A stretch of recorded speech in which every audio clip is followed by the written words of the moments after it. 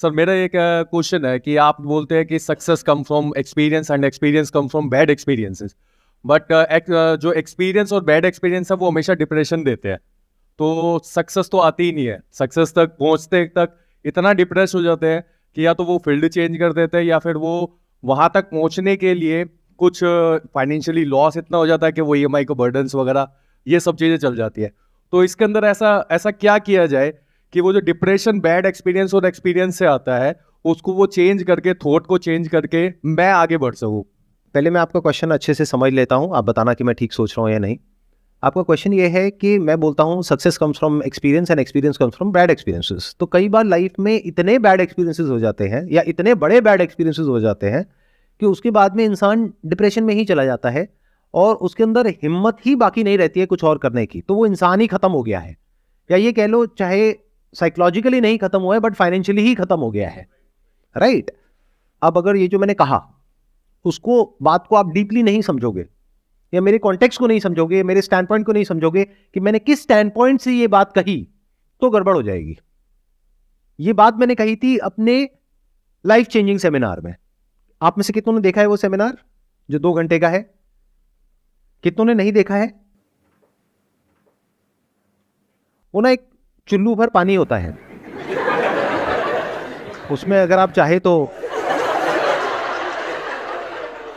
वो सेमिनार इस वक्त Guinness book of world record में है। वो वर्ल्ड का मोस्ट व्यूड एजुकेशनल वीडियो है आज की डेट में, और फिर भी आपने नहीं देखा है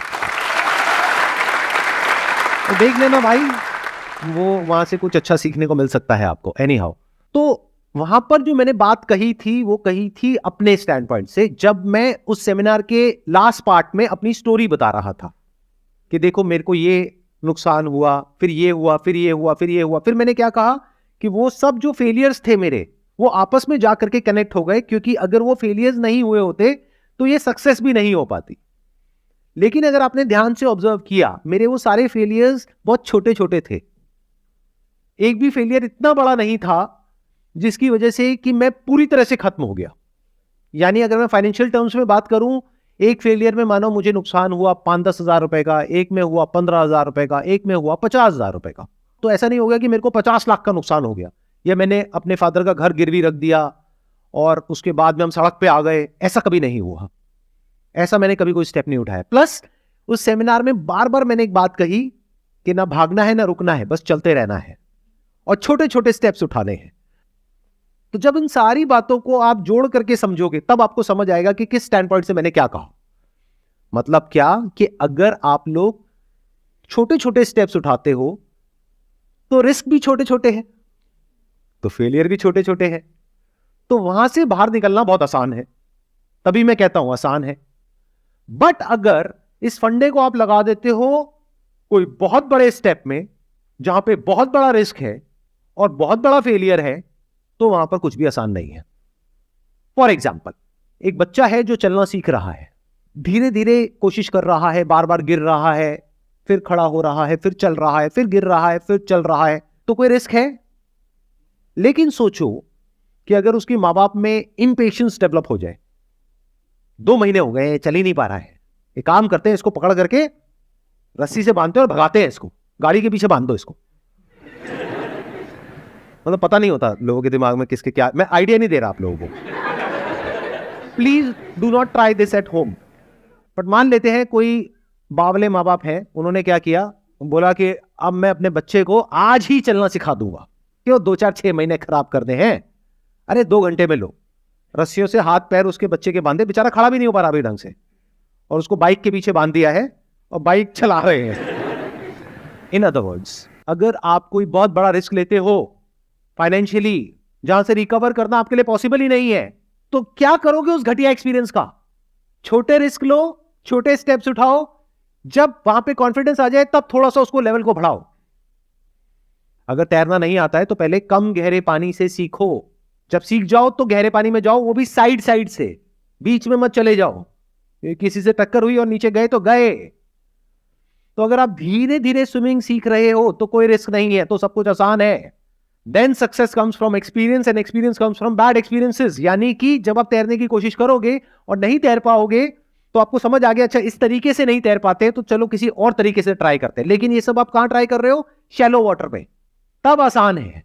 लेकिन अगर मेरी ये बात सुनी और जबरदस्त आपके अंदर मोटिवेशन आई और आपने कहा सब कुछ आसान है और जा करके छलांग लगा दी सीधा गहरे पानी में, तो आसान है बोलने के लिए भी कोई नहीं बचेगा। यही गलती हम कर बैठते हैं, जरूरत से ज्यादा एक्साइटेड हो जाते हैं, अपनी बुद्धि का प्रयोग नहीं करते हैं, कोई बड़ा स्टेप उठा लेते हैं। जब बड़ा स्टेप उठा लिया तो रिस्क भी बड़ा हो गया, फिर फेलियर इतना बड़ा हो गया कि जिंदगी भर आप उससे पीछा नहीं छुड़ा सकते।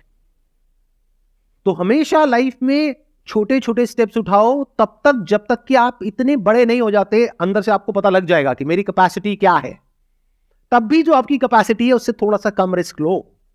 कभी भी इतना बड़ा रिस्क मत लो लाइफ में कि आप सड़क पे आ जाओ, अगर फाइनेंशियली बात करी जाए तो।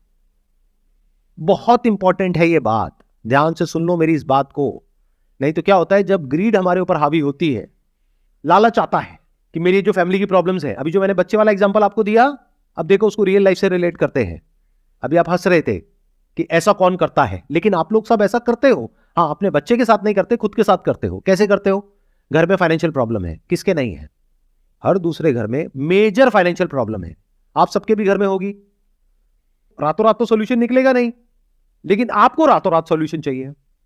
तो आपने कहीं कुछ देखा जहां से आपको ऐसा लगा कि अगर मैं ये कर दूंगा तो अगले 2 महीने में मेरी ये जो फाइनेंशियल प्रॉब्लम है, जो 20 साल में क्रिएट हुई है, वो 2 महीने में सॉल्व हो जाएगी। और उस चक्कर में, क्योंकि वो ग्रीड अब आपके ऊपर इतनी हावी हो गई, आपने जा करके जो भी पैसा था आपके पास में बचा खुचा, उसको भी ले जा करके कहीं ऐसी जगह पे लगा दिया किसी इंसान के कहने पर, और उसके बाद में वो पैसा भी डूब गया। तो अब पहले एक प्रॉब्लम थी फाइनेंशियल, अब उससे भी बड़ी प्रॉब्लम हो गई है। या इससे भी और एक स्टेप आगे जाए तो अपना घर था, उसको भी गिरवी रख दिया मां बाप को कन्विंस करके। अब एक तरफ से घर जाने वाला है, दूसरी तरफ से घर के खर्चे के पैसे नहीं है, तीसरी तरफ से उधर जो रिस्क लिया है, फेलियर हुआ है, उसकी वजह से साइकोलॉजिकली भी प्रॉब्लम हो रही है और फाइनेंशियली तो हो ही रही है। अब ये एक्सपीरियंस किस काम का है? किसी काम का नहीं है। क्लियर हुआ मैंने क्या कहा? आपकी जो प्रॉब्लम थी उसका सोल्यूशन मिला आपको, आंसर मिला क्लियर कट? एक बार आप बताइए। सबसे पहले तो कि जो भी अगर रिस्क भी लेता हूँ तो उसके अंदर उतना रिस्क लूँ जितनी मेरी कैपेसिटी है, उससे भी कम, ताकि धीरे धीरे मैं स्टेप आगे बढ़ा सकूँ। और उसके बाद में जब एक पॉइंट तक अगर मैं पहुंच जाऊं और उतनी मेरी कैपेसिटी हो जाए, तो उसके बाद में मैं बड़ा रिस्क ले सकता हूँ। मतलब कि पहले चलना सीखो फिर भागो। भागना सीखो। सीधा भागोगे तो हो सकता है इतना बड़ा एक्सीडेंट हो जाए कि चलने लायक भी ना रहो।